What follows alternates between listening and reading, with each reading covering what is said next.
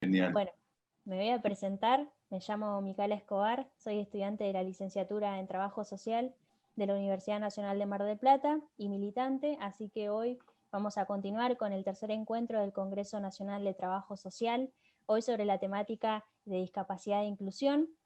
Este Congreso Nacional, para contarles, fue una iniciativa que surge por estudiantes graduados y por estudiantes de trabajo social del movimiento universitario Evita, en el marco de Pensar Futuro, la plataforma juvenil compuesta por estudiantes graduados y profesionales que contribuyen a la construcción de un conocimiento, una acción y un compromiso en conjunto. Así que dicho esto, como dije anteriormente, la entrevista del día de hoy se va a tratar sobre la discapacidad y la inclusión. Así que hoy vamos a estar entrevistando a Martín Juárez Ortega, así que lo voy a presentar. Martín Juárez Ortega es licenciado en Trabajo Social, graduado de la Universidad Nacional de Villa María, provincia de Córdoba, docente de 3 cátedras, primero, segundo y tercer año de la licenciatura en Trabajo Social de la Universidad Nacional de Río Cuarto. Desde el 2016 a la fecha participa como investigador en proyectos y programas de investigación de ciencia y técnica de la Universidad Nacional de Río Cuarto, abocado en problemáticas sociales de trabajo, género, derechos humanos y discapacidad. A su vez se desempeña profesionalmente desde el 2016 también a la fecha en el Departamento de Discapacidad como parte del equipo técnico interdisciplinario dependiente de la Subsecretaría de Desarrollo Social de la Municipalidad de Río Cuarto. Además, se desempeña como perito oficial, trabajador social, como auxiliar de justicia del Juzgado Provincial para la circunscripción de Río Cuarto. Actualmente es miembro delegado del Colegio de Profesionales en Servicio Social de la provincia de Córdoba, delegación de Río Cuarto. Y por último, también contar que Martín atraviesa situaciones de discapacidad visual en muchos aspectos de la experiencia vital. Así que hoy es un orgullo poder entrevistar a Martín. Así que en base a esto vamos a arrancar con la entrevista y pensamos diferentes disparadores, así que ya voy a estar diciendo cuál es el primer disparador y te damos la palabra, Martín, para que puedas arrancar y contarnos tus experiencias y conocimientos en relación a esta temática. Y el primer disparador tiene que ver con qué entendemos cuando hablamos de discapacidad y cómo es la construcción y la mirada de la sociedad en relación a las personas con discapacidad. Así que te doy la palabra, Martín. Bueno, Micaela, muchísimas gracias. La verdad que es un placer poder compartir este espacio con todos ustedes y muy agradecido de la invitación. En primer lugar, eh, este, me pone muy contento que la temática pueda ser puesta en escena, pueda ser puesta en diálogo, en agenda, fundamentalmente en estos tiempos, pero también de acá en adelante, digo, como desafíos tenemos permanentemente estar impulsando este tipo de espacios en torno a distintas problemáticas sociales, incluida la discapacidad, ¿verdad? Estas preguntas que vos me realizás son como bastante amplias y entonces me gustaría por lo menos hacer un aporte y no ser tan, no realizar tanto desarrollo en cada una de las perspectivas, si se quiere, y marcos teóricos de los cuales se puede pensar a la discapacidad. Sí podemos acordar que la discapacidad no es una categoría que todos podemos coincidir que se define de una sola manera, ¿sí? No es algo que existe bajo un único significado o concepto, sino que justamente a lo largo de la historia ha sido explicada, comprendida y analizada desde distintas maneras, y eso ha dado como resultado diferentes concepciones y definiciones de la discapacidad. Como dije, podría hacer una breve referencia a cuáles son estos modelos que históricamente eh, nos podemos basar para pensar la discapacidad, pero me interesa fundamentalmente hacer hincapié sobre el tercer modelo que ya les pasaré a comentar. Estos tres modelos, como dije, son teóricos de tratamiento respecto al fenómeno de la discapacidad. pensada la discapacidad como algo complejo, como un fenómeno social complejo y cultural, y que por lo tanto hay que dotarlo de sentido y significado. Estos sentidos y significados van a estar sustentados bajo estos tres modelos, que uno se denomina de prescindencia, y yo para esto tomo algunos autores vinculados a las ciencias sociales, pero también al trabajo social, ¿sí? Agustina Palacios, Mariño Serpentegui, que es colega de la Universidad Nacional de Córdoba, que desarrolla y hace una lectura interesante de estos modelos y cómo impactan en nuestro ejercicio profesional, en particular del trabajo social, pero en realidad en las disciplinas de las ciencias sociales y en las prácticas cotidianas en general, ¿sí? Este primer modelo de prescindencia podemos reconocerlo como una perspectiva tradicional, ¿sí? Que puede ubicarse históricamente, allá por el siglo XVI, XVII, XVIII, y que se fue disputando de alguna manera sentido con el segundo modelo, que fue el de la rehabilitación o médico rehabilitador, que ya empieza a tomar como presencia a fines del siglo XVIII, siglo XIX, y que básicamente eran las que daban sentido y significado a esto que entendemos hoy por discapacidad, ¿verdad? Esta perspectiva, si se quiere, de prescindencia, justamente lo que proponía o que lo que planteaba es desde el sentido de la persona con discapacidad como un sujeto que no tiene lugar en una sociedad, ¿sí? Pensada desde un determinado constructo teórico como el de la normalidad, ¿sí? Eh, son consideradas una carga de alguna manera, ¿sí? Son consideradas sujetos indeseables, ¿sí? Y que por ende la respuesta social que a primera medida se podía tomar era justamente prescindir de ellas, eliminarlas, ¿sí? Ya sea a través de determinadas políticas eugenésicas, y ahí en el recorrido histórico que ustedes podrán hacer en los textos literarios de esta temática, se podían presentar distintas políticas eugenésicas o de exclusión, ¿sí? Pero básicamente era la eliminación o el ocultamiento, la exclusión, ¿sí? Este enfoque está basado, ¿no es cierto?, en esta tradición demonológica que entendida que la discapacidad como algo producido por algo sobrenatural, por una fuerza sobrenatural y por un castigo divino en muchos casos. Si bien podemos encontrar algunas resignificaciones que, por ejemplo, le otorgan un carácter eh, de sacralidad, ¿sí? En estos tiempos, la mayoría de los casos se impulsan este tipo de políticas eugenésicas y de exclusión. Como dije, a fines del siglo XIX empieza a tomar fuerza este otro modelo explicativo de la discapacidad, que es el denominado de médico rehabilitador, ¿sí? Desde el cual la discapacidad va a ser considerada como una enfermedad, básicamente, ¿sí? Una anomalía, una limitación física, ¿sí? O mental o intelectual, ¿verdad? En el orden de lo corporal, de alguna manera, y que para poder ser parte constitutiva de estas sociedades debían rehabilitarse. Y por eso esta palabra de poder rehabilitarse para poder ser integradas a una sociedad y de alguna manera normalizadas.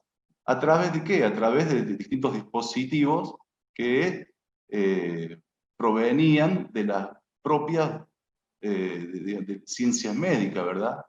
Y entonces, a través de estas ciencias se podían considerar determinadas trayectorias o tratamientos, básicamente, de índole terapéuticos, que le permitieran ir generando algunas competencias y habilidades propias de ese proceso de rehabilitación, de alguna manera. Por lo cual, podemos ahí entender que la situación de discapacidad era vista como una patología, ¿sí? Ahí fuertemente hay una visión, primero, biologicista, ¿sí? Porque instala la discapacidad en el cuerpo, en el sujeto de la persona catalogada como discapacitada, y en segundo lugar, como una condición natural, ¿sí? Que por diversas razones naturales o accidentales podían acceder a esta situación o a esta problemática de salud puntualmente. Por lo cual, para que puedan ser parte, ¿no es cierto?, constitutiva de estas sociedades, ¿no es cierto?, debían prestarse a determinadas formas y lógicas, ¿sí?, entendidas como las efectivas para poder ser considerados personas, de alguna manera, genuina. Este enfoque está basado está justamente en una tradición biologicista, naturalista, y que desgraciadamente no es algo que estos modelos vayan siendo superados unos a otros, más allá que podríamos reconocerlas como históricamente ubicadas en una secuencia cronológica. Sí podemos acordar que coexisten y fuertemente este modelo médico rehabilitador respecto al tercer modelo que, que surge de un paradigma más amplio denominado de la autonomía personal, ¿sí?, y que es el denominado modelo social. También allí podemos encontrar a otros submodelos, si se quiere, denominado de la diversidad. Pero bueno, este modelo social, de alguna manera, se entiende como, digamos, a la discapacidad como un resultado y como un fenómeno relacional, ¿sí? Entendiendo que la persona, al interactuar con determinadas barreras u obstáculos a lo largo de su trayectoria vital, va a encontrarse en diferentes situaciones de discapacidad, ¿sí? Por lo cual, podemos advertir que la discapacidad en este sentido es algo que se produce, ¿sí?, por esta condición contextual que existe y que al interactuar con determinados sujetos, ¿sí?, se encuentran atravesando de alguna manera situaciones desventajosas, no deseadas, producto de las barreras sociales. Y acá es interesante poder empezar a pensar, si queremos arribar a alguna definición de discapacidad en esta clave, digamos, en este marco sociológico, ¿sí?, de alguna manera bajo el modelo social, y que también se contrapone al modelo fundamentalmente médico rehabilitador, ya que aquel encuentra las causas de la discapacidad en la persona, en el sujeto. Sin embargo, el social lo encuentra en la sociedad, en la trama social y cultural, ¿sí? Y en ese sentido, digamos, como trabajadores sociales deberíamos estar pendientes no de las condiciones personales y características o atributos de la persona, sino más bien cómo esa persona encuentra en distintos momentos de su vida cotidiana diferentes obstáculos, situaciones de desigualdad, ¿sí?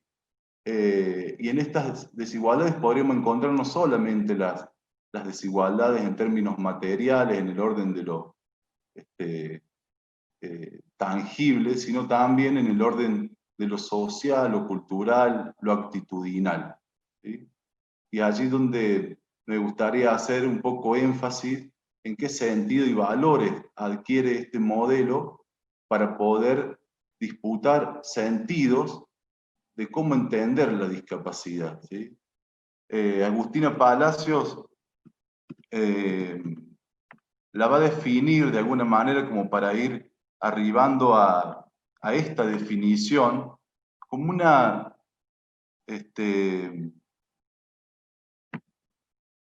situación de desventaja, ¿no? Entendida como una desventaja o restricción de la actividad de estos sujetos o personas en situación de discapacidad, causada por esta organización social contemporánea que no considera o considera en forma insuficiente a las personas que tienen determinadas características personales y por ello las excluye de la participación de las actividades corrientes de la sociedad, ¿sí? Es interesante aquí entonces reconocer la perspectiva contextual. Y para nosotros, los trabajadores sociales, a la hora de pensar cualquiera de nuestras intervenciones en este campo disciplinar, el contexto no es una mera descripción.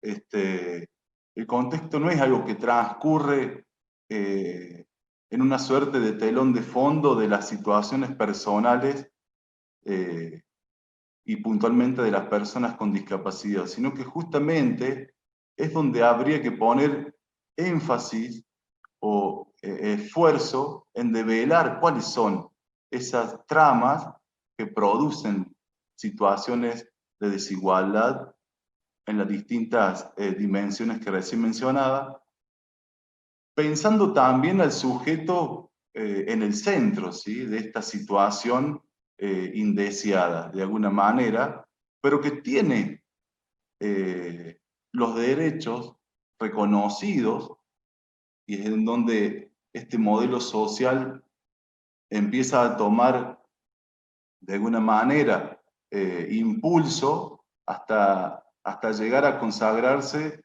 como el modelo social que sustenta el primer tratado internacional de este siglo XXI, que se constituyó como la Convención Internacional de los Derechos de las Personas con Discapacidad.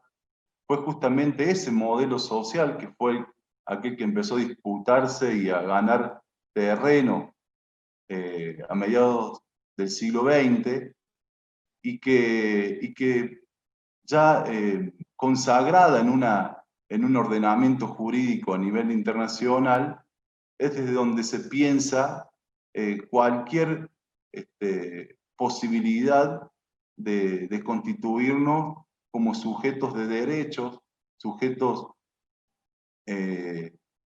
con capacidades de afrontar determinadas barreras y obstáculos siempre que se nos ofrezcan y se nos garanticen, ¿sí?, porque así está reconocido por la ley, los ajustes y apoyos, ¿sí?, necesarios, tanto de índole materiales como personales, corporales, tecnológicos, de cualquier índole, y que podamos justamente, a partir de la preponderancia de la voz de los sujetos en situación de discapacidad, ir construyendo estos apoyos, estas configuraciones de apoyo, de alguna manera. Por lo cual, pensando en esta otra... Perdón, voy a tomar un poquito de agua. Sí.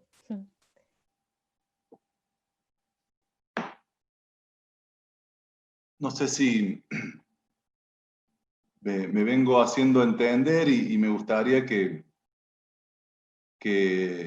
con toda sinceridad y ningún inconveniente lo puedan hacer a través de la transmisión e ir aportando, arrojando alguna inquietud, alguna pregunta, pero me gustaría que quien estuviera interesado en esta profundización teórica pudiera hacer este recorrido tan sucinto y hasta un poco acotado y por lo tanto corriendo el riesgo de dejar cosas afuera, pero es fundamental encontrar esta trayectoria y estas concepciones sociales que a lo largo de nuestra historia se fueron disputando sentidos y significados en torno a este fenómeno tan complejo como la discapacidad. Digo fenómeno complejo porque el posicionamiento que adquiere desde el modelo social y desde donde nos posicionamos como profesionales en el campo de la discapacidad, necesitamos problematizar permanentemente las nociones naturalistas, biologicistas, ¿sí? Que justamente están muy arraigadas a esta idea de déficit, del déficit, de la anomalía, y que por una autoridad legítima como las ciencias médicas, ¿sí? Fue adoptándose como la mirada hegemónica de la discapacidad. Y en ese sentido, estamos en una relación de desigualdad en términos de poder simbólico al momento de hablar desde un modelo o de otro, pero creemos que es la forma de empezar a desconstruir este modo único de pensar y de vivir la discapacidad como lo pretende el modelo médico rehabilitador. Necesitamos empezar a deconstruir estos sentidos o imaginarios que están arraigados en nuestras representaciones sociales, ¿sí? En la sociedad en su conjunto de alguna manera, y que no hace más que reproducir estas situaciones de desventaja que nos mencionaba Agustina Palacios, en tanto y en cuanto se siguen proponiendo modos únicos, únicos de pensar, modos únicos de vivir, modos únicos de cuerpo, ¿sí? Y que esto, de alguna manera, se podría explicar por la predominancia y por el efecto de teoría que genera la ideología de la normalidad. No habría cómo entender esta posición tan arraigada desde el cuerpo, pensada la discapacidad como un cuerpo anormal, como un cuerpo fallado, como un cuerpo indeseado, como un cuerpo incompleto, si no lo explicamos a través de su par dicotómico, la normalidad. Por lo tanto, necesita seguir persistiendo o preexistiendo para poder seguir sosteniéndose esta existencia de la anormalidad o de la discapacidad como anormalidad. Y es ahí donde debemos estar muy atentos y no entrar en ese entrampado donde nos coloca este binomio de lo normal y lo anormal. Justamente la perspectiva de la discapacidad en términos de diversidad, ¿sí? Lo que nos viene a ofrecer justamente es la posibilidad de pensarnos como cuerpos únicos, singulares, ¿sí? que no respondemos a imaginarios o a idearios como grupo colectivo de manera homogénea, es decir, debemos empezar a romper esto de las personas con discapacidad. Se espera que, como si fueran un colectivo homogéneo, sin posibilidad de cuestionamientos, de irrupciones a esa homogeneidad. Sino al contrario, la heterogeneidad como categoría teórica, pero también política, y la discapacidad como categoría teórica y política, nos va a ir brindando estas puertas de acceso para poder, como dije, cuestionar, problematizar, tensionar estas visiones de alguna manera provenientes del modelo médico rehabilitador. Nuestro colega, y lo traigo nuevamente a Mareño, Serpentegui, nos habla del saber convencional de la discapacidad que está impregnada en nuestras representaciones sociales, en la vida cotidiana de los sujetos, pero también no solamente a nivel general, sino también en los profesionales, en las instituciones, ¿sí? En las políticas públicas diseñadas y aplicadas de determinadas formas, en donde podemos llegar a discernir que hay una imagen, una idea de personas con discapacidad en el orden de lo... A ver cómo lo explico. En el mismo lugar, ¿sí? que un niño, en el mismo lugar que un adulto mayor indefenso, es decir, hay una infantilización en términos generales de estos sujetos, y que por esa connotación de infantilización, por esta perspectiva que se ha adoptado históricamente, nos ha conducido a encontrarnos permanentemente en situación de dependencia para con otros, en situación de no decisión por cuenta propia, sino por la decisión y elección de otros, en situaciones en las que nos encontramos o nos acercamos a un lugar público y en vez de comunicarse directamente con la persona con discapacidad, se hace al acompañante o se comunica con el acompañante, ¿sí? Como ese lugar de la posibilidad de no discernimiento o de no entablar una conversación adulta, ¿sí? En ese orden, y que por lo tanto la dependencia, la heteronomía, ¿sí? Son situaciones que nos han perpetrado a procesos de sujetos u objetos de asistencia, ¿sí? Les diría, y que sujetos del auxilio, sujetos de la ayuda, pero no habría una dirección, una relación recíproca, ¿sí? No habría cómo pensar en ese contexto o en ese marco a la persona con discapacidad como sujeto capaz de generar resultados por su cuenta, de tomar decisiones en forma autónoma, ¿sí? Con esa capacidad de agencia que nos caracteriza a todas las personas en determinados momentos de nuestras vidas.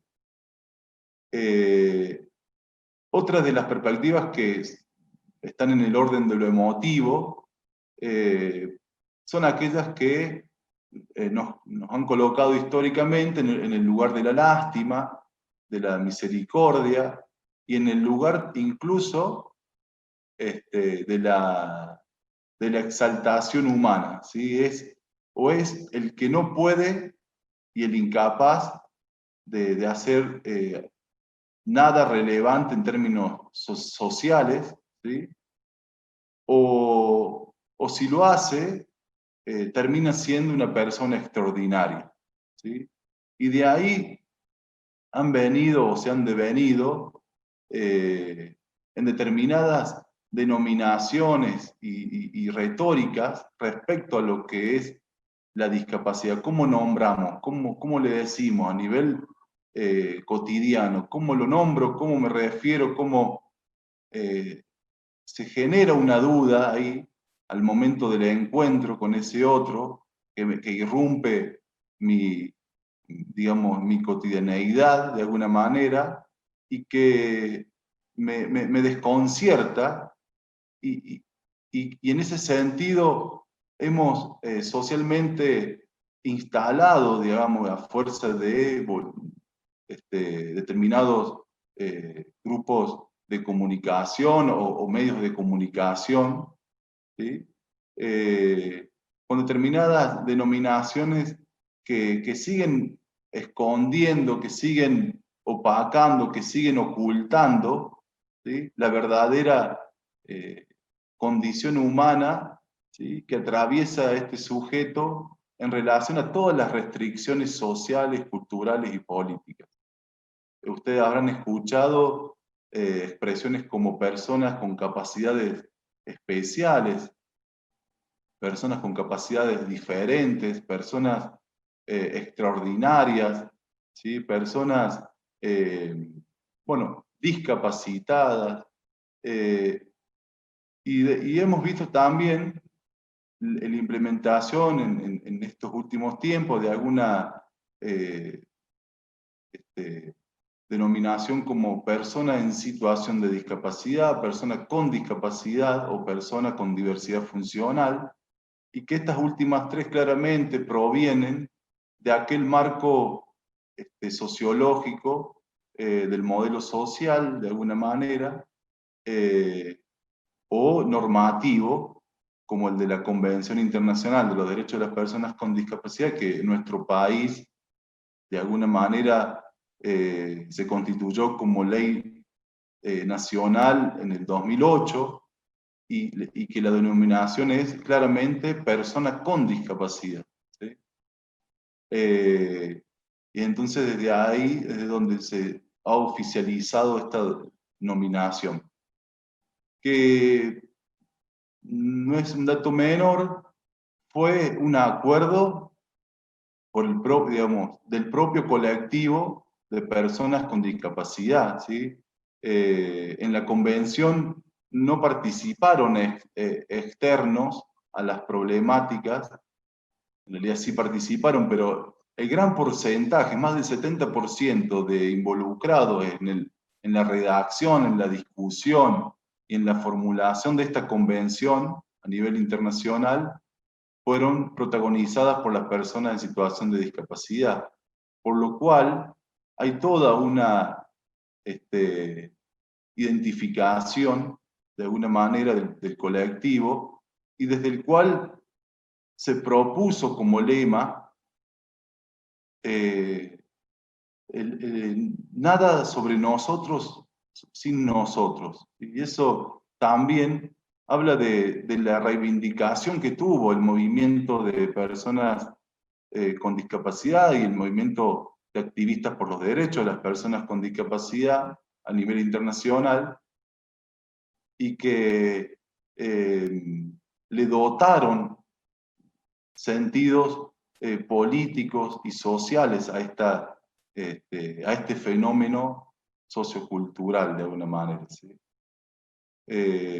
Por eso, bueno, en síntesis podría decir que lastimosamente todavía se siguen sosteniendo algunas imágenes en este imaginario social en general, lo digo nuevamente, porque no es en su totalidad, de persona incapaz, persona inválida, ¿sí?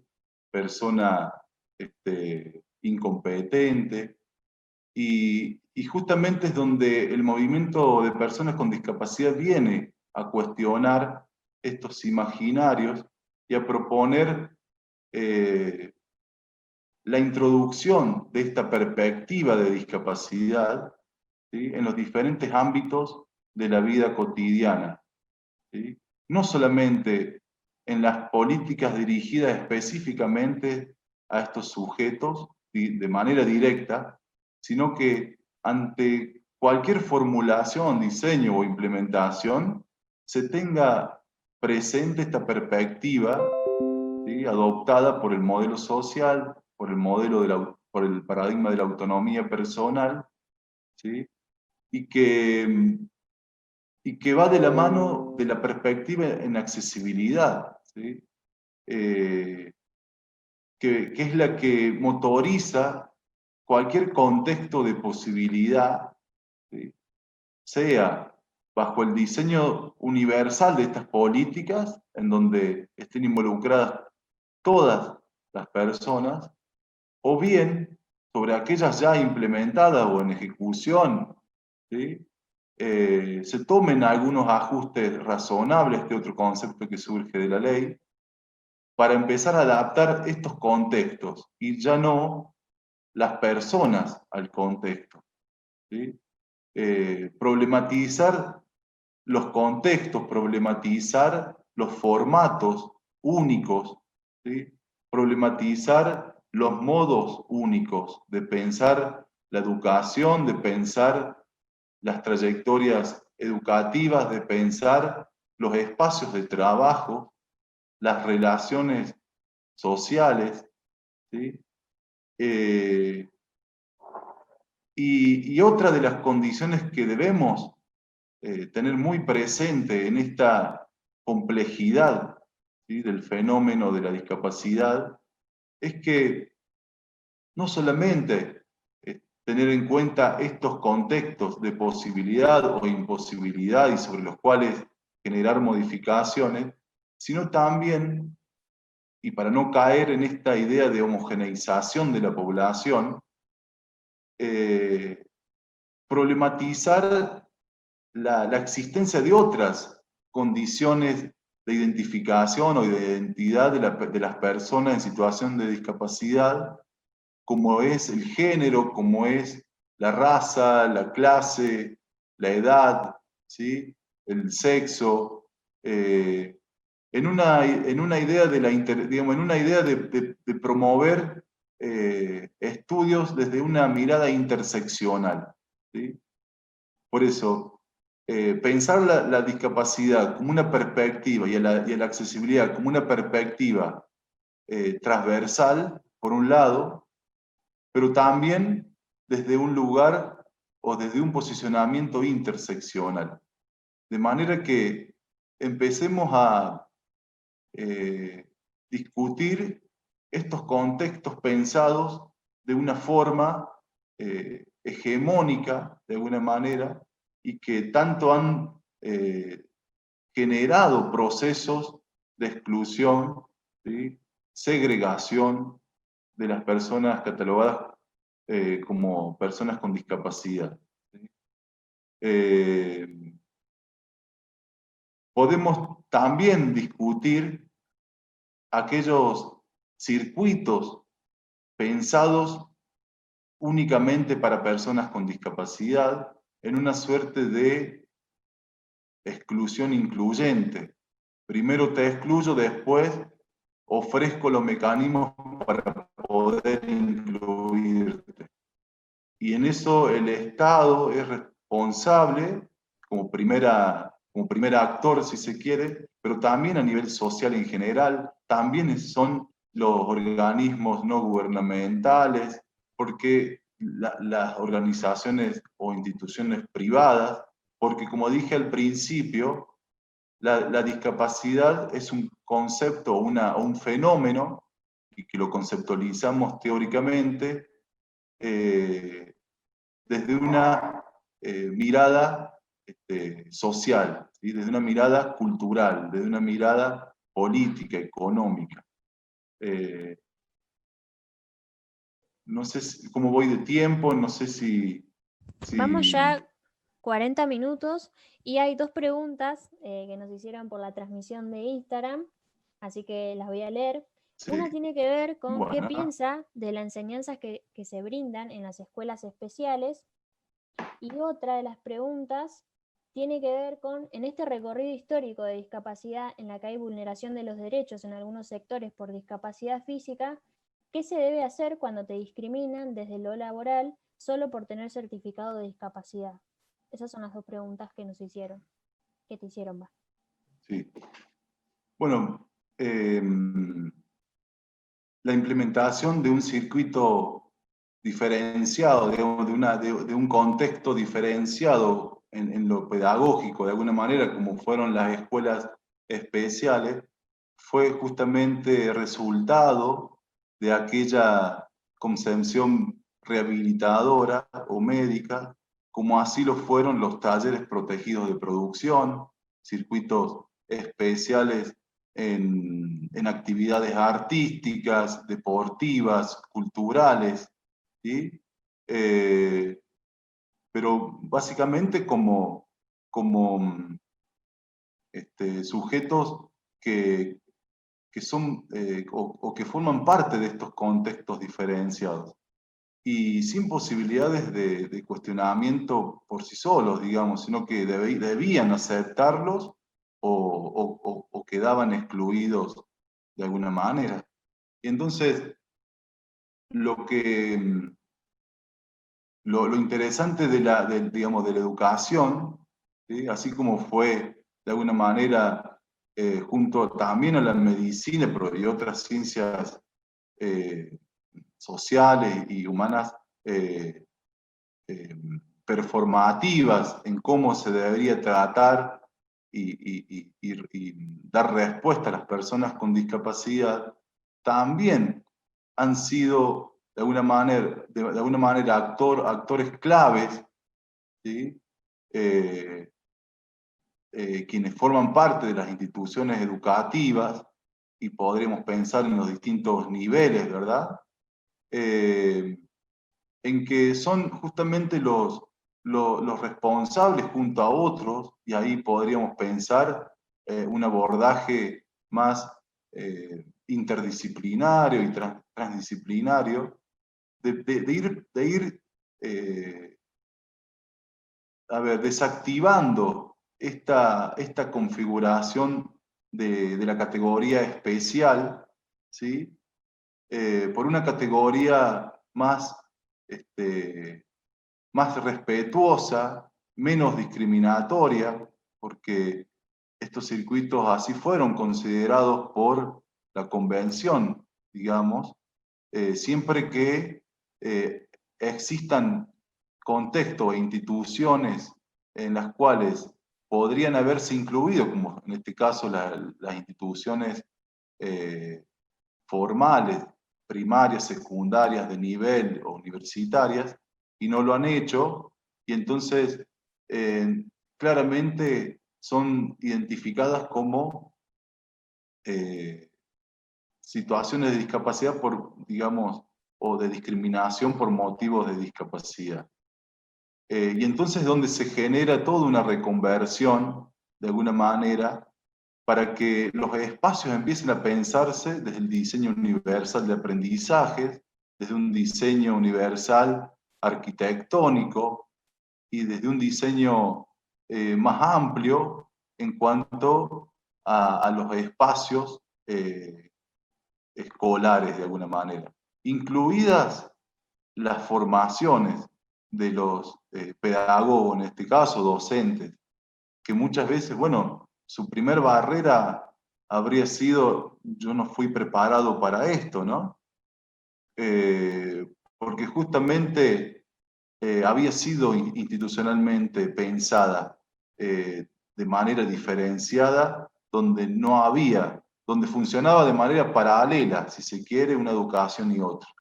Pero cuando se proponen los espacios inclusivos, es ahí donde el primer compromiso que debiera asumirse por parte de los docentes es la formación en perspectiva de discapacidad, la formación en perspectiva de accesibilidad y en derechos humanos, ¿sí? El enfoque de derechos humanos es trascendental y eje, ¿sí?, rector de la convención. Y lo pienso en términos educativos, lo pienso en términos laborales, cuando decíamos, o cuando en la consulta decíamos, que por condiciones, digamos, por contar con una certificación, ¿sí?, que diagnostica una condición en el orden de lo médico, porque sabemos que el CUD, el Certificado Único de Discapacidad, lo que hace es darle una connotación científica a una existencia vital de una persona, y que por motivos de la ciencia médica, que se instala como justamente el dispositivo para clasificar en personas con discapacidad, es ahí donde se genera este doble juego por parte de, digamos, de este instrumento institucional, también político, como lo es el certificado de discapacidad, en donde, por un lado, reconozco al sujeto, ¿sí?, con una condición básicamente, a ver, fuertemente biologicista o patologicista, de alguna manera, más allá que en los equipos de certificación también formamos parte de distintas profesiones donde podemos empezar a plantear algunas discusiones en torno a qué significa esto de la discapacidad, y en eso podemos tener un montón de relatos de estas disputas de sentido al interior de las juntas de clasificación, ¿sí?, de certificación, perdón. Pero a la vez se le reconoce, y ahí es donde podríamos pensarlo como un instrumento político, el certificado único de discapacidad, porque lo podemos entender como hoy como un instrumento de acceso a derechos, ¿sí? Y en eso, cuando en lo personal me ha tocado, o me toca en el ejercicio profesional, conversar sobre esto del certificado único de discapacidad, muchas veces se entiende el certificado único de discapacidad como el segundo DNI, ¿sí? O sea, ligado a la identidad de la persona. Cuando justamente lo que no debería suceder es que se lo, se lo, se lo apropie como algo que lo reconoce al sujeto portador de la discapacidad, dueño de su déficit. Por lo tanto, el primer responsable de hacerse cargo de su superación.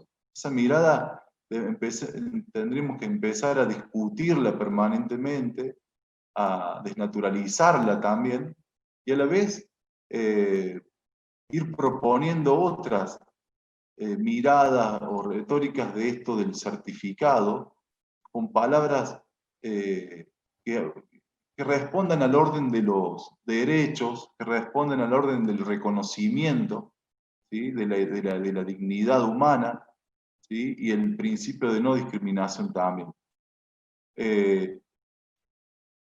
No sé cómo habrá sido puntualmente la situación, digamos, en donde el certificado opera como discriminatorio, pero en la generalidad, de alguna manera, lo que se ha establecido en términos normativos es que los organismos públicos, estatales, digamos, tienen la obligación, y las personas con discapacidad el derecho, de formar parte de la administración pública estatal, digamos. En el orden del 5% de la planta, del 4% de la planta permanente de estos organismos, lo que sucede es que la ley, ¿sí?, como aquel instrumento y ordenamiento jurídico que nos motoriza determinadas prácticas en muchos casos, en otros queda en una letra escrita, ¿sí?, por alguna persona que ocupó alguna vez un cargo público de legislador y no avanza más en eso. Y es ahí en donde los organismos de personas, las instituciones y los activismos por los derechos de las personas con discapacidad tenemos que estar atentos. Las universidades también deben realizar sus aportes, porque no puede mirar hacia otro lado, ¿sí?, no puede ser indiferente a estas problemáticas, y a la vez generar alianzas, generar aliados que reconocen los derechos humanos como principios rectores, ¿sí? como norte, en muchos casos, pero que habría, digamos, que empecemos a irrumpir en estos espacios y no tanto a esperar a que se nos abran estos espacios, ¿sí? Es como corrernos de esta lógica de esperar a que las políticas surjan para poder habitarlas en esta idea de concesiones voluntarias, como si esto sucediera tan linealmente por parte de los estados, sino que los que nos han demostrado y nos vienen demostrando los movimientos y organizaciones sociales, ¿sí? No solamente de personas con discapacidad, hablo del feminismo, etcétera, es esta fuerza de irrupción propia de la lucha, de la resistencia, de la búsqueda del reconocimiento y de la distribución. Bueno, ahí hay otra pregunta. La verdad que sos bastante claro y nos dejas un montón de cuestiones a interrogar y a pensar, a deconstruir. Así que nada, te quería agradecer también por eso. Y hay otra pregunta que tiene que ver con qué desafíos tiene el trabajo social en los contextos de educación especial actualmente. Y ahí lo podemos vincular con otro de los disparadores que habíamos pensado, que tiene que ver con qué aportes nos puede brindar la vinculación entre trabajo social y discapacidad y cuál es la función de la interdisciplinariedad en esos casos. Así que como que bastante parecidas son. Y otra cosita que me están avisando es que en 7 minutos se corta la transmisión de vivo, así que seguramente nos volveremos a conectar. Bueno, ¿querés que te vuelva a recordar la pregunta? O... Dale. Dale, ahí te la leo. Tenía que ver con qué desafíos tiene el trabajo social en los contextos de educación especial actualmente. Esa era una de las preguntas que nos hicieron en la transmisión. Y uno de los disparadores también se asocia bastante, que tiene que ver con qué aportes nos puede brindar la vinculación entre trabajo social y discapacidad y cuál es la función de la interdisciplinariedad en esos casos. Bien, en términos generales digo que como campo disciplinar no podemos, como siendo coherente con esta idea del fenómeno, la discapacidad como un fenómeno social y complejo, no es el trabajo social el que debiera dar respuestas de alguna manera a este fenómeno. Pero tampoco es la medicina, tampoco es la sociología, la antropología, la comunicación, la arquitectura. En realidad son todas juntas, todas en una idea de trabajo en conjunto, ¿sí? Interdisciplinariamente, y que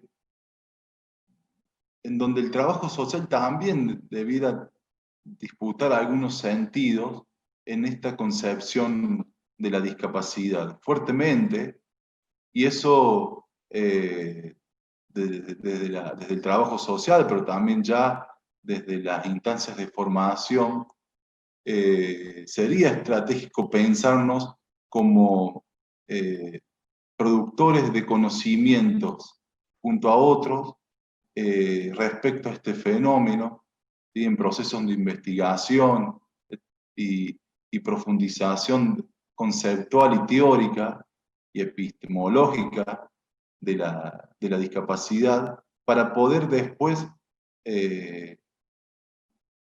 pensarnos en una estrategia de intervención profesional, de alguna manera, ¿sí?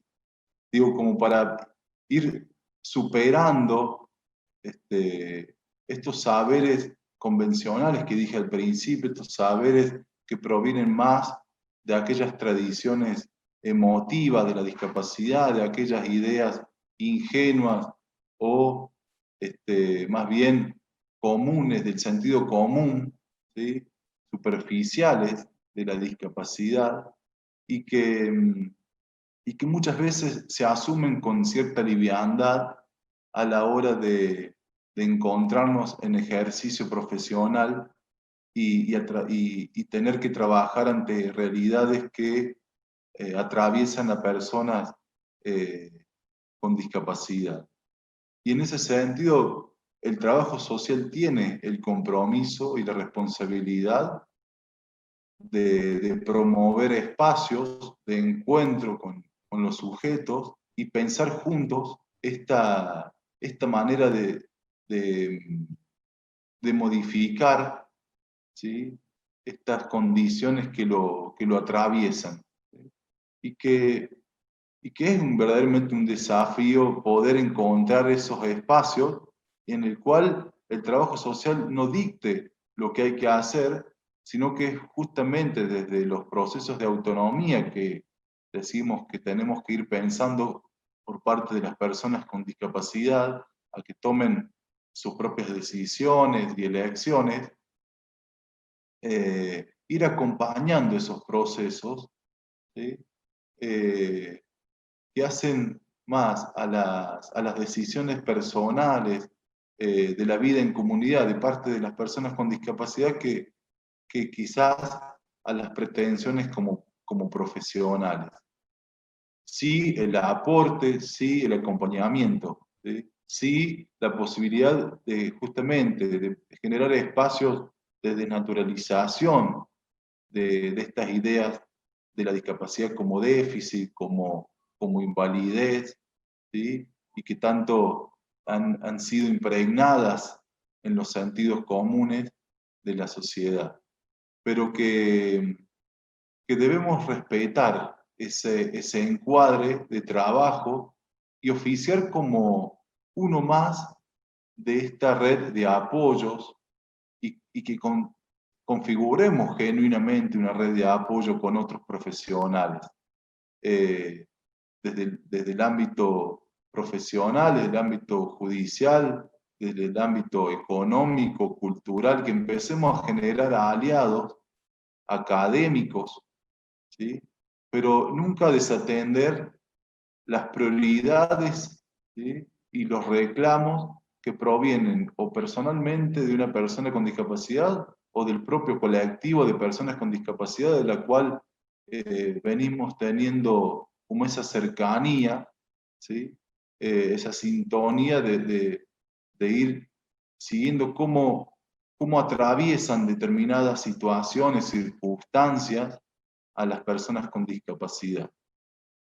Podría mencionar a nivel nacional, digo, a REDI, a la Red por los Derechos de las Personas con Discapacidad, que incluso, bueno, desde la Universidad Nacional de Río Cuarto se han establecido vínculos y se han generado espacios de trabajo en articulación con el territorio, ¿sí?, sobre determinados aspectos que atraviesan a las personas con discapacidad, sobre sus derechos, sobre sus necesidades, dificultades, ¿sí?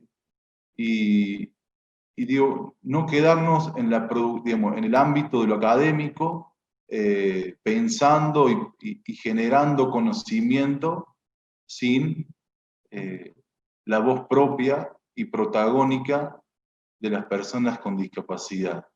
En eso, empezar a cambiar la lógica de investigador-investigados, como si desde las personas con discapacidad solamente nos interesaran esa información que tienen para darnos y para luego nosotros desde la universidad generar procesos de construcción teórica en base a sus relatos o evidencias.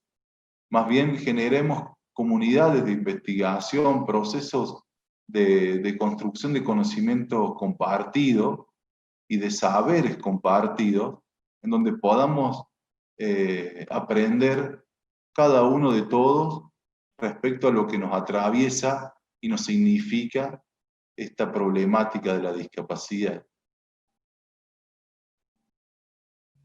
Genial.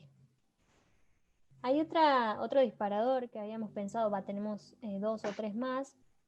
Uno tiene que ver, ya habías mencionado algo de las universidades, pero te quería preguntar qué función e importancia para vos tiene hablar de discapacidad en nuestras unidades académicas, que en muchos casos estuvimos hablando antes, que es una deuda bastante pendiente que hay en la mayoría de las universidades donde ni siquiera a veces se menciona el tema de la discapacidad, y que en ese sentido, cuál es la función y la importancia de que se pueda empezar a abordar, ¿no?, estas temáticas en las universidades públicas, ¿no? Sí, la importancia tiene que ver con que históricamente se han instalado sentidos y valores que perjudicaron y siguen perjudicando a las personas con discapacidad. Y como actor responsable de alguna manera, ¿sí? Como institución estatal, ¿sí? Y como productora también y transmisora de conocimiento público, digamos, tienen o tenemos esta responsabilidad de pensarnos como actores involucrados en la problemática. Y en eso mencionaba recién la necesidad, si se quiere, de empezar a pensar la accesibilidad en sus amplias dimensiones, ¿sí? Dentro de los contextos universitarios, ¿sí? Que permitan ir garantizando estos procesos desde el ingreso, la permanencia y el egreso de personas con discapacidad, que favorezcan la presencia de personas con discapacidad de modo significativo en las universidades y en ese sentido empezar a ver, de empezar a generar espacios de inclusión, ¿sí? En donde la problemática, no solamente atravesada por las personas con discapacidad, sino también en esa, como dije, producción social que se generan dentro de los contextos institucionales, podamos ir generando nuevas formas de entender a las universidades, a las instituciones, en donde la diversidad sea un valor propio de la condición humana y no propio de la persona con discapacidad, o sea, el diverso, sino que la diversidad forme parte justamente de la cultura institucional, de alguna manera, ¿no? Y que, y que en ese sentido,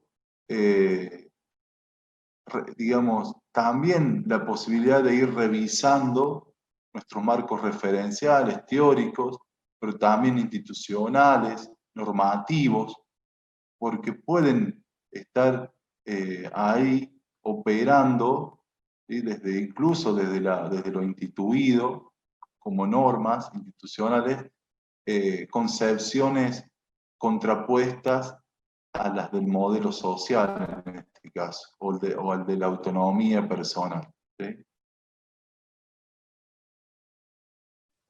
Genial. La verdad que está para seguir escuchándote todo el día. Sos bastante claro. Bueno, hay otro de los Veremos. disparadores también. Sí, Otro de los disparadores tiene que incorporar esto del contexto actual de pandemia y tiene que ver con cómo atravesó o atraviesa la pandemia a la vida cotidiana de las personas con discapacidad, en relación también al aislamiento social preventivo y obligatorio en ese caso. sí, la verdad que, bueno, generar análisis y digamos, comprensiones acabadas sobre esto es bastante difícil justamente por la coyuntura que nos atraviesa y por la dinámica que viene teniendo de alguna manera esta pandemia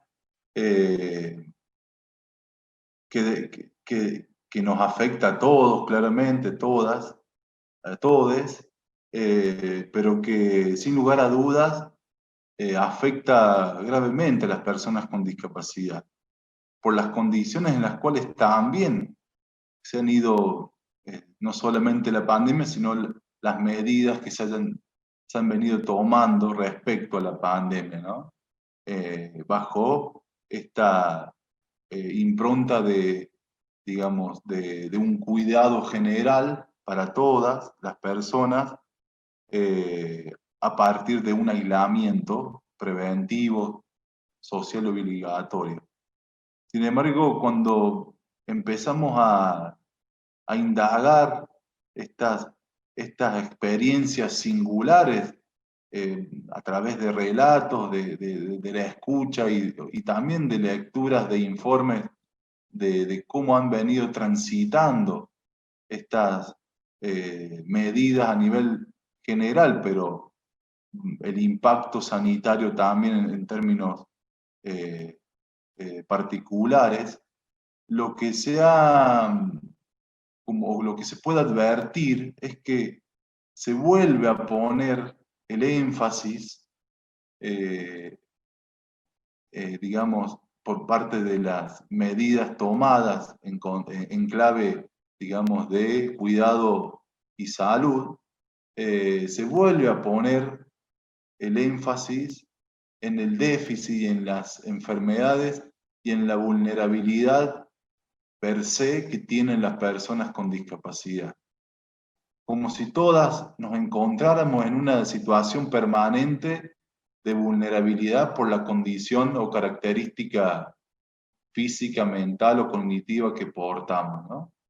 Y vuelve a poner el foco, digamos, o vuelve a definirse como a la discapacidad en términos de patología, de vulnerabilidad, y en ese sentido, población de riesgo, ¿sí? Eso a nivel colectivo nos impactó fuertemente porque a todos, sin distinción, nos puso en un mismo lugar, ¿no? Como, digamos, se vuelve a repetir esta lógica de homogeneizar a una población para mantenerla protegida y resguardada, ¿no? Sin embargo, la heterogeneidad dijo obviamente presente en las experiencias vitales de las personas con discapacidad y que podemos, como rápidamente mencionar, una pérdida significativa de algunas condiciones de, digamos, de posibilidad para las personas con discapacidad que eran la existencia o la presencia de apoyos, de personas de apoyo, de asistentes personales o domiciliarios, etcétera, que venían trabajando previo a la pandemia y con las medidas de aislamiento se genera la ruptura o en todo caso la dificultad para seguir sosteniendo este tipo de configuraciones de apoyo consolidada en muchos casos, volviendo a producirse situaciones de desigualdad digamos, y de discapacidad ahí, ¿no? Retornando a los hogares maternos y paternos cuando habían sido bastante trabajosos los procesos de autonomía y de independencia respecto a estos hogares, ¿sí? Cómo eso rápidamente vuelve a generarse, ¿sí? Algunas personas con discapacidad mencionan esto de la pérdida, ¿no? La pérdida, el volver atrás, ¿sí? Lo ganado se vuelve de repente algo inexistente, algo que se escabulle y que tanto costará nuevamente retomar, ¿sí? En la pospandemia incluso, estos procesos de autonomización de las personas con discapacidad. Y en esta pandemia también hemos encontrado la profundización de discriminación en términos de la posibilidad de comunicarnos o no a través de distintas plataformas, la falta de accesibilidad en plataformas oficiales, educativas, públicas, estatales, de la administración pública, me refiero, con determinadas prestaciones o recursos o servicios, para pagar impuestos, para pagar servicios del hogar, determinadas barreras a la hora de transitar, al momento de realizar compras, ¿sí?, de alimentos esenciales o de insumos de limpieza e higiene. Esto de no permitir el ingreso a establecimientos de compra de personas con discapacidad por considerarlas a priori personas de riesgo, negándole la presencia en esos espacios y enviándolas literalmente a su casa. Situaciones dolorosas e injustas, pero que no hacen más que volver a revivir estas condiciones que se han impuesto socialmente bajo esta ideología de la normalidad, como personas que sufren, personas incapaces, ¿sí?, que portan una tragedia personal y que por lo tanto hay que protegerlas, hay que cuidarlas al punto de dejarlas en una situación de encierro sin las condiciones y comodidades básicas para poder desenvolverse en la vida cotidiana, digamos. Genial. Bueno, no hay preguntas en los comentarios de la transmisión, pero sí hay muchas felicitaciones para vos, Martín, y apoyan todo lo que decís, así que, bueno, la gente está contenta de poder escucharte. Así que... Bueno, yo la verdad que estoy muy agradecido y ojalá que lo hayan podido disfrutar a este espacio y que yo celebro esta posibilidad de poner en escena, vuelvo a poner la voz respecto a estos temas, porque nos parece que son disputas que hay que ir dando, ¿no? Disputas de sentido, de significados, a nivel conceptuales, a nivel sociales, y esto, digamos, es junto a otros, ¿no? Toda salida la pensamos de manera colectiva, ¿sí? No, nadie consigue semejantes transformaciones, ¿sí?, en lo social si lo realizamos de manera unipersonal o como personas dentro de un colectivo separado de los intereses y de los esfuerzos que puedan llegar a estar dando otros. Así que invitarles a que se entusiasmen, se prendan y se consideren protagonistas y parte de estas luchas o movimientos de reivindicación de los derechos humanos, que es el gran rector de nuestro marco filosófico en el trabajo social, de alguna manera. Buenísimo. Bueno, hay otro disparador, así ya después pasamos a hacer el cierre o alguna reflexión que quieras hacer, que tiene que ver con lo normativo y cuáles son las leyes que rigen dentro de la sociedad y si se implementan de manera efectiva.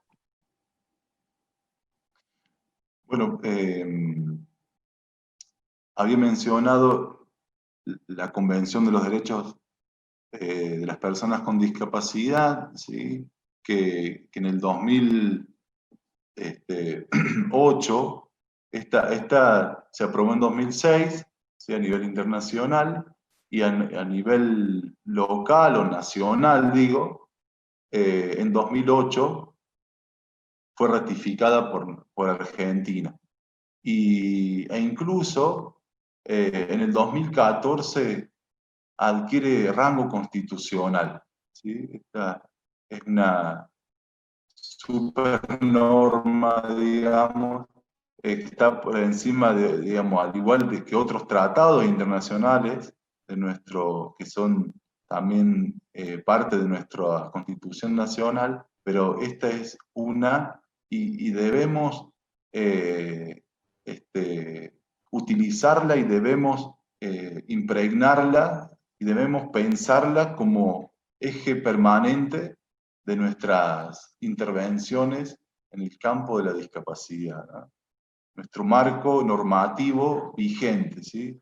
Porque vino a disputar, ¿sí?, otras leyes que todavía siguen vigentes, como dije al principio, siguen coexistiendo paradigmas y estos paradigmas sostienen y legitiman la existencia de normas, prácticas, sentidos y valores, ¿no?, en torno a la discapacidad.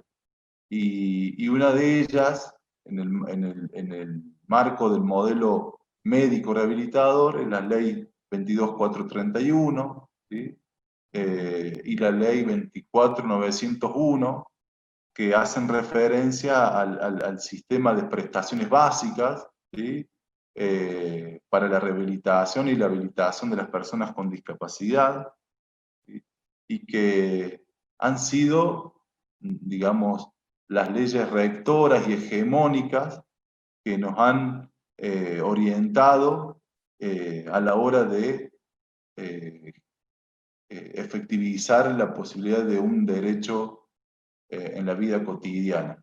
Sin embargo, creemos que no alcanzan con esas leyes y por eso adoptamos eh, esta nueva normativa que nos ofrecen desde el paradigma de la autonomía personal y el modelo social en particular, de alguna manera. Buenísimo. Y en cuanto a esto de, digamos, de la distancia, lastimosamente, que existen entre las normas consagradas, ¿sí?, en donde claramente vino a reconocer a nivel internacional una desventaja respecto a ciertos grupos en situación de vulnerabilidad, porque ya con nuestra Declaración de Derechos Humanos hubiera sido suficiente, sin embargo tuvo que venir a plasmarse, ¿sí?, ratificarse una ley o sí, un ordenamiento jurídico a nivel internacional para volver a reconocer la condición de personas con discapacidad, ¿sí?, la condición de igualdad, la condición de no discriminación, eh, y, que, y que por lo tanto, si bien, digamos, es un paso importante porque es quizás el punto de inflexión respecto a un modelo y otro, creemos que falta mucho por hacer y en eso vuelvo, el trabajo social, las instituciones del Estado, las instituciones no gubernamentales, las distintas profesiones de las ciencias sociales, humanas y de otros campos, debemos formar parte de esta contienda política y social que plantea el modelo social. Genial. Bien completo. Bueno, parece que no hay ninguna pregunta todavía y ya estamos en 7:22, ya vamos casi 1 hora y media, así que si te parece, o querés decir algo más como para ir cerrando, o como quieras. No, yo simplemente reitero mi agradecimiento. La verdad que fue un placer participar de este evento y ojalá poder encontrarnos en sucesivos espacios de diálogo y de encuentro.